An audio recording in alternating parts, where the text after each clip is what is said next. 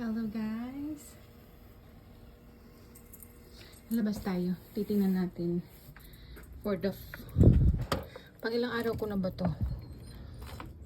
Third day ba? Yes, ito na yun. Wala na masyadong ano na lang, patsi-patsi na lang yung ice. Pero kasi mas nasisinaga naman ng araw kaya ganun. Pero dito na side, madami pa siya. Especially dito na side. Kasi hindi to masyado nasisinaga ng araw. Tapos, okay, nagsuot ako ng pang-ice na ano. Kasi madulas to eh. So, at the same time, ganun pa rin. Ginaganon ko yung kamay ko dito. Pero hindi ako madulas. Ayan. So, yung ibang area, dahan tayo. Ayan.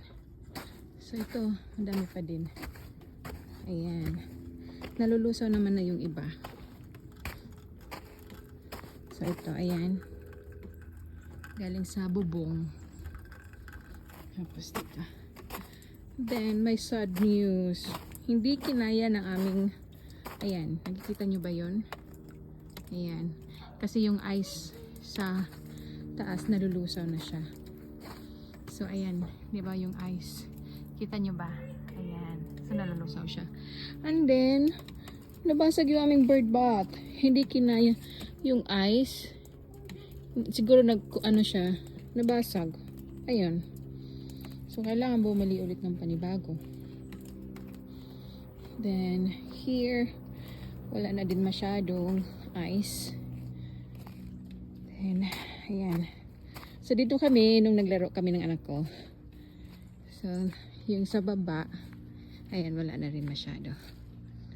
Then, so may mga squirrel na. During nung ice storm, walang squirrel. Nagtatago yun sila. Only birds are visible. Squirrel, opossum, raccoon, wala sila. Hindi mo sila maaninag. Nagtatago silang lahat. Yung ano lang, ibon lang. But, for now, based sa forecast, snowstorm. I don't know if it's snowstorm or ice storm again. Meron sa Friday night. Yun. Based sa forecast. So, Friday night until Saturday, I guess. Yan. So, yun ang ating update sa ating footstep. So, like and subscribe to my channel, guys.